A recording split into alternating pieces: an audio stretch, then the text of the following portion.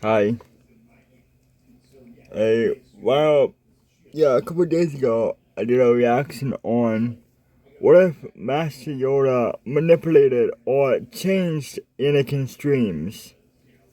So, in other words, when Palpatine gives Skywalker nightmares, Master Yoda would change his dreams back to his peaceful dreams instead. But this time, I'm reacting to what if Yoda and Anakin Skywalker both had the same dreams? Hmm. Don't forget to subscribe, like, and share. I will have the Star Wars Galaxies channel in the description. And then after that, I'm going to do a reaction on what if the Clone Wars, or what if the clones help the Transformers from PPSW. I'm going to react to that later today. But right now, let's react to, I'm going to react, I'm going to react to what if Yoda and Anakin both had the same dreams. What if Anakin was able to show Yoda his visions? That's our story for today. Oh, it's that. That'll be, that would have been, oh my god, I hate these. Yeah. Fix them again. They keep getting uncooked today in peace. And wait on, Andrew, knock off. Are you crapping your pants or what? Wait on. Oh my god. Let's see. But yeah, why didn't Skywalker this so okay. Yeah, how is that even gonna work? But anyway, let's find out. You guys enjoy, and let's get right into it. Our story begins inside of the Jedi Temple, early in the morning. Anakin was walking briskly through the temple, hoping to get a minute alone with Master Yoda after last night. Yoda. Anakin remembered his horrible dreams of Padme dying in childbirth. He recalled Padme saying that the dreams may only be a metaphor, but Anakin knew better. These were just like the dreams of his mother, and there was no metaphor there. Her screaming in pain, tortured to death. Anakin always felt like he could have saved her. If he just returned to Tatooine a day earlier, even an hour earlier, she could still be alive. And yet the great Jedi prophets always taught him that if a Jedi truly tried to stop a vision from coming to pass, then that will make it come true. Anakin scoffed at that idea, as if leaving him to save his mother earlier would have made him responsible for her death, or as if he tries to save Padme, he could end up killing her himself. It was a stupid thing to even consider, Anakin thought. But Anakin decided to try to speak to one of these Jedi anyway, and he was thankful when Grandmaster Yoda graciously invited him into his quarters. Come in. And when Anakin began explaining his questions, Yoda was surprisingly patient, as Anakin stumbled around the words, trying not to give away who his dreams were about. Anakin could sense that Yoda held conflict, worry, and uncertainty in his own right, but he still made time to listen to Anakin. Anakin finally got everything out, revealing that he is having visions of the future, and Yoda gruffly asked if these visions were of himself or someone close to him. Anakin said it was someone close, and he hoped Yoda was thinking that Anakin meant Obi-Wan or Palpatine. But in this moment, Yoda began to see an opportunity. The Force has closed off a great many Jedi from being able to see the future, or really have any certainty as to the currents of the Force, and Yoda himself was having trouble seeing through the dark clouds of the dark side. So, he asked Anakin if he would be willing to spend the rest of the morning with him. Anakin nodded. He would do whatever it takes, and Yoda said they are going to meditate together, go into deep meditation that basically mimics sleep, and Yoda said he would attempt to see into Anakin's mind, try to sift through these visions, and see what Anakin may have not been able to see.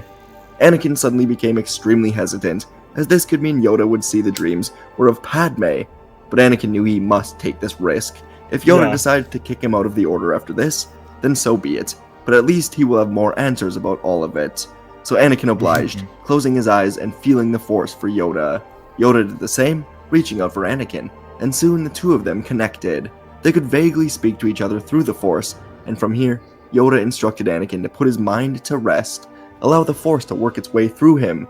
Yoda was doing this because he wondered if the dreams were of Palpatine or of Obi-Wan. If so, then perhaps this could help unlock the mystery of the Sith.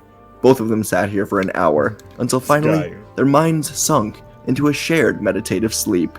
Yoda usually wouldn't try this. He was largely against seeing the future, and in turn would try to stop it from coming to pass. It went against many of his teachings, but he was desperate today. He remembered visiting Dagobah during the Clone Wars, training with the ghost of Qui-Gon. Yeah, sometimes you have to do unethical methods to do things done when it comes to some certain situations. You have to do what you have to do. Live on even after death, and Yoda saw visions of Jedi dying in the temple. He saw a reality where Dooku never turned. He saw horror, peace, but he needed more. And perhaps Skywalker is the key. Soon enough, as Yoda was immersed in the Force, he could hear screams of pain. He could hear medical droids whirring around, and Yoda focused harder, tried to see more, and soon he could hear Obi-Wan's voice. He urged a woman to stay with them, and soon Yoda saw the room they were in. It was a medical facility, and Yoda could now see it was Padme on the table, screaming out in pain. Obi-Wan was next to her, and Yoda looked to the doors to see himself in the room. And the last thing Yoda heard was Padme say, "There's still good in him," before she died, and Yoda was thrown back into the real world. Seconds later, he and Anakin were both awake, and Yoda looked down, shaking his head in disappointment. He told Anakin that he saw the dreams, and Yoda knew now that Anakin was the key to all of it. The final line from Padme, where she told Obi-Wan that there is still good in him, meant one thing to Yoda. Anakin turned to the dark side in these visions. Yoda took a moment to consider how powerful, how dangerous Anakin would be in the dark side. He wanted to scold Anakin for forming this attachment, but what use would that bring? He was in love with Padme. Her child is the offspring of Skywalker. So Yoda decided that he must be the one to keep an eye on Anakin for the survival of the entire order. If the Sith are attempting to ensnare Anakin, then he must be taken away. And Yoda would ask Anakin to come with him, as a council meeting is soon beginning, and he will be receiving a new mission. Anakin said he is supposed to meet with the Chancellor today, but Yoda said that must wait, saying that if he wants to save Padme, then he will come with him. And so Anakin followed, and in council, Yoda would have Anakin take a seat, and when the conversation of Kashyyyk came up, Yoda said that he would go, but he is taking Skywalker as well. Most of the council members were surprised by this, especially Windu, who thought it would be smart for Anakin to spy on Palpatine, but Windu could tell that Yoda had a clear reason for doing this, so the council accepted Yoda's judgment. When the meeting came to an end, Anakin walked with Yoda and said that he can't just leave Padme here on Coruscant. He won't be able to think about anything else, and Yoda said that is why she will be coming with. Anakin stopped in his tracks, surprised by this, but Yoda told Anakin to go find her and request she come to Kashyyyk for... I'm surprised how this turned out to be. What if Yoda and Anakin had the same dream? What if both Anakin and Padme joined Yoda to Kashyyyk? How did this turn into what if that happened? Good, again, we get two what ifs. We get what if Anakin and Yoda and Anakin Skywalker had the same dream, and now we have what if Anakin and Padme joined Master Yoda on Kashyyyk? Great, alright? Diplomatic negotiations with the Separatists on that planet. And so Anakin went, but Padme was opposed to this idea. She was nearly due to give birth. She wanted to go back to Naboo, but Anakin assured her that the doctors and droids on board of the Republic ship are the best in the galaxy. They've seen it all, and Padme would soon agree, but only after being granted access to her choice of Coruscant doctors to go with them. The trip through hyperspace would be long, but with each passing moment, Anakin felt more and more relieved to be away from the politics and the constant stress of Coruscant. And while Padme was sleeping on a bed in the ship, Anakin would go and meet with Yoda and the 41st Elite Corps that would be leading the defense of Kashyyyk. The plan was rather simple. Hold strong from the beach while the Separatists attack from the water. And with both Anakin and the Wookiees on their side, the Republic felt good about their chances. When they landed on the planet, Anakin and Yoda met up with fellow Jedi, Luminara Unduli and Quinlan Vos, who were already here and were going to spread out into the beach when the battle began. And Padme Amidala stood up in the trees with Chewbacca and Tarful, assuring them that the Republic will continue to bring aid to Kashyyyk.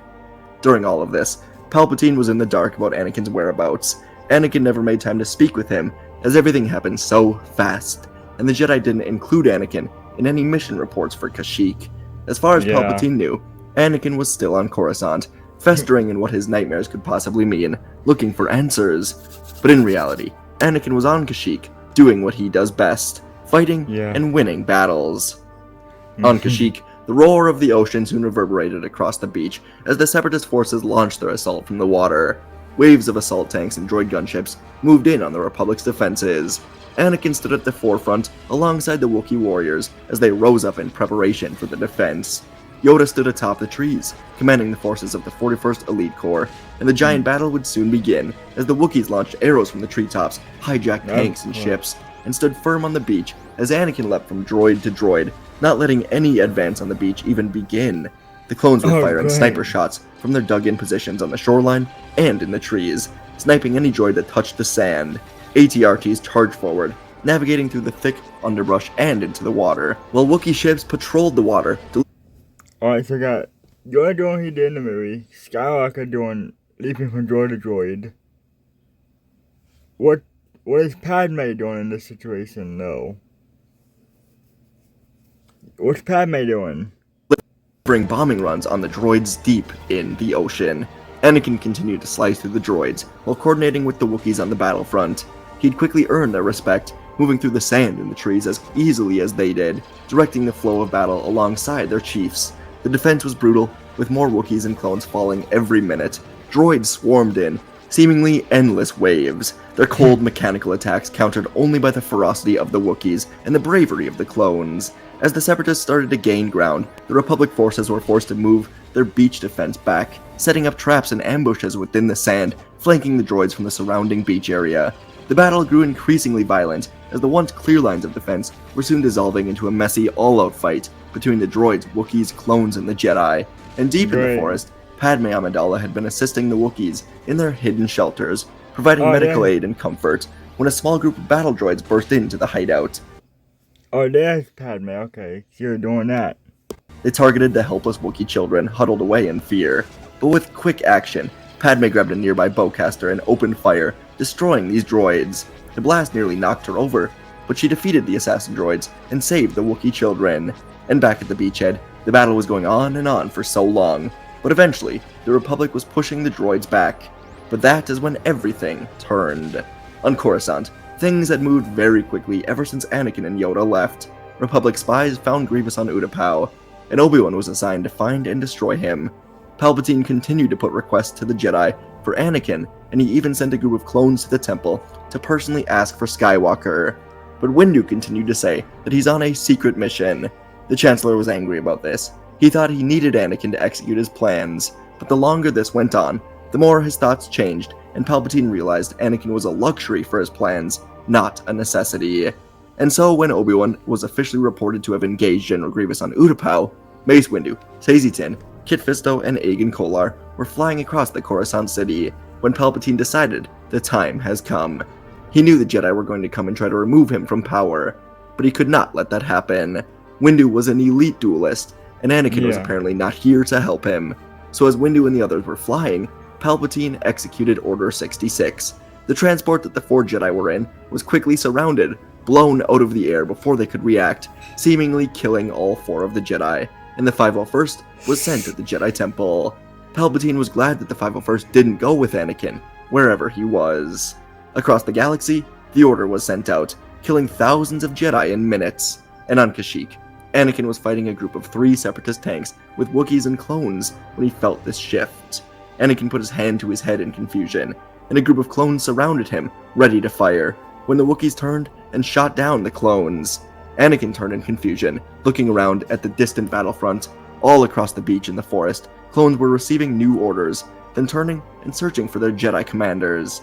Anakin looked up to the tree base, and he saw Yoda flipping to kill 2 clones without hesitation.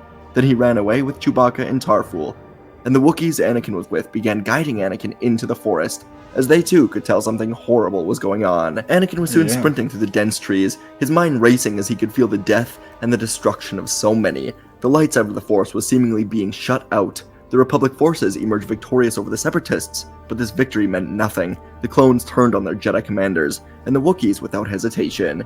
And as Anakin was going to the hidden Wookiee camp, Padme saw him and ran to him, and Anakin's heart surged with relief. As they went deeper into the forest, the sounds of battle faded, replaced by the natural sounds of the Kashyyyk forest. After a while, they finally reached a secluded hideout, where Luminara and Quinlan Vos had taken refuge as well. Both Jedi were grim, their robes tattered and dirty from the fighting. They too had survived the sudden betrayal, barely escaping with their lives. The Wookiee warriors accompanying them exchanged hushed gestures of solidarity, and Anakin was surprised to see how many Wookiees were here in the forest. There had to be hundreds of them, each one a strong fighter and survivor. Anakin managed to make contact with Yoda very soon, and within the hour, the Jedi Master arrived, accompanied by Chewbacca and Tarful.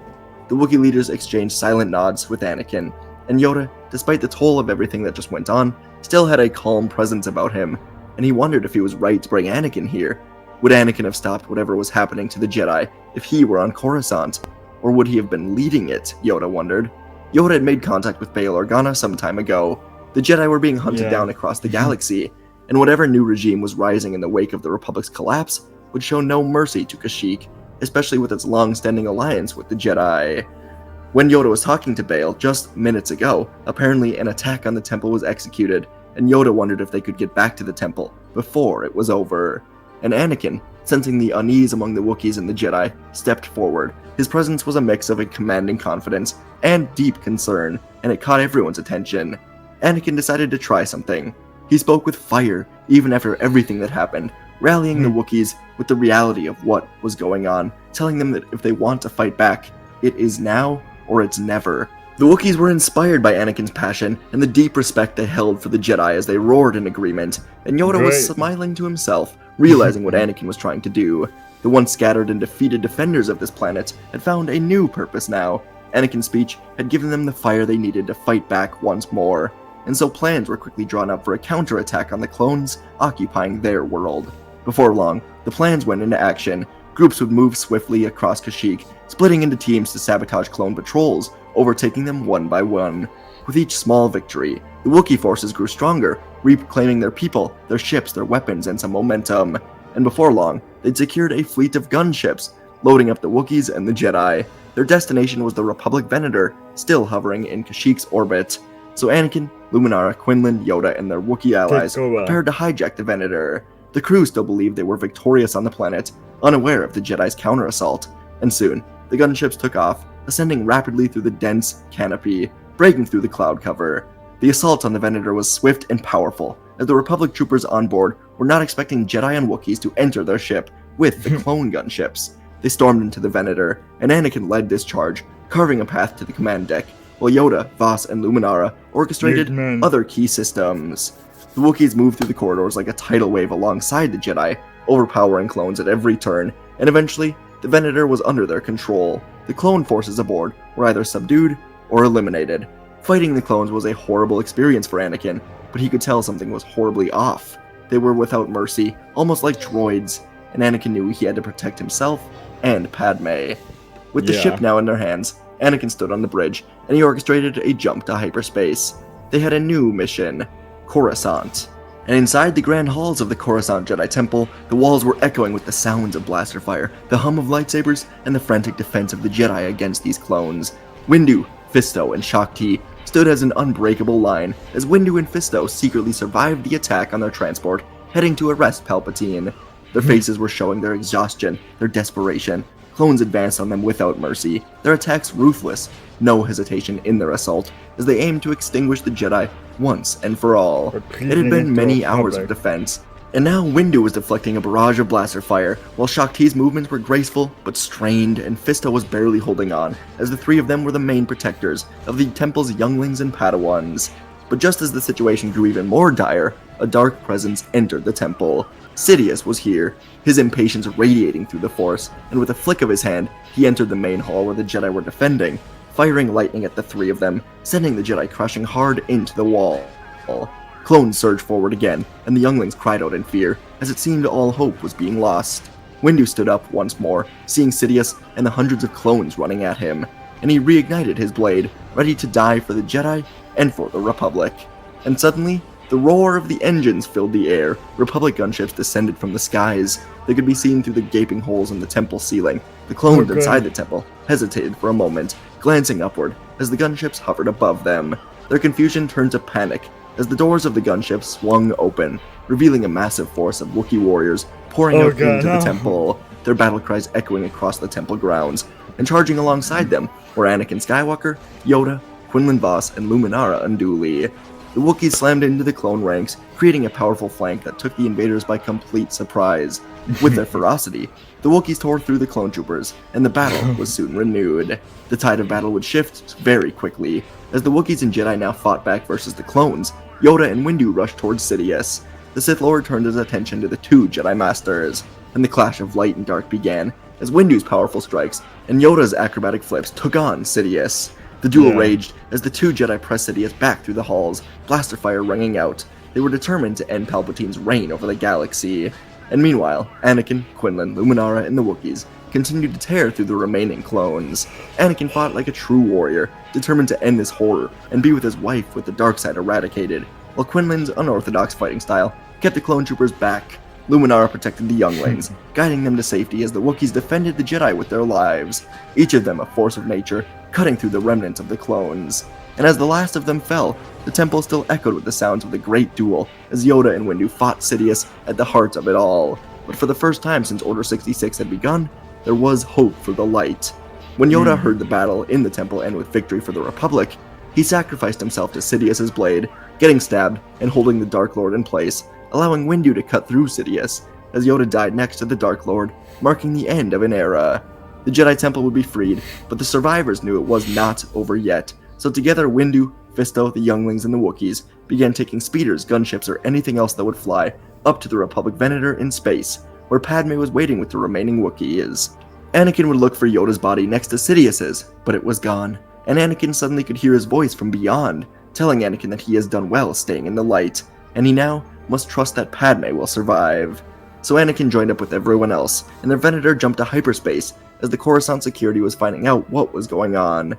The remnants of the Jedi Order would travel to Tython, and they would spend most of the next few months on the run, as the Republic tracked them down to this planet, but not before Padme was secretly taken to Naboo, giving a safe birth before laying low with her twins. The situation was horrible for the Jedi, as the Republic was sorting through how to move forward, but when the war was officially ended, the Jedi were able to renegotiate their way back into the Republic, showing proof that Palpatine was in charge of everything, including the clones and their inhibitor chips.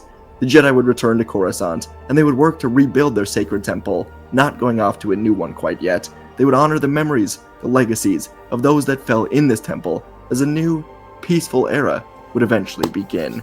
And folks, that is our story for today. Nice. Wanted to do something with Yoda and just Anakin together, and decided on Yoda actually being able to see Anakin's visions. Not something I've really explored ever, I don't think, where one of the Jedi, or really anyone, can see exactly what Anakin is seeing and understand why he might, obviously there's no excuse for what he did, but just like at least see what he was seeing and just be able to maybe empathize, that's a word, a bit more. So wanted to go through that. Yoda just seeing, or kind of hoping that maybe there's something he can see that leads him to knowing what to do, and just ultimately concluding that Anakin is the key to everything. I thought was an interesting way to go about it. So I hope you guys enjoyed. Appreciate it, and I'll see you in the next video. Yep. Bye.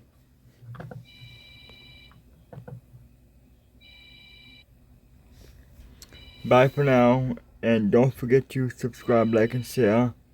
I'll see you guys next time. Bye.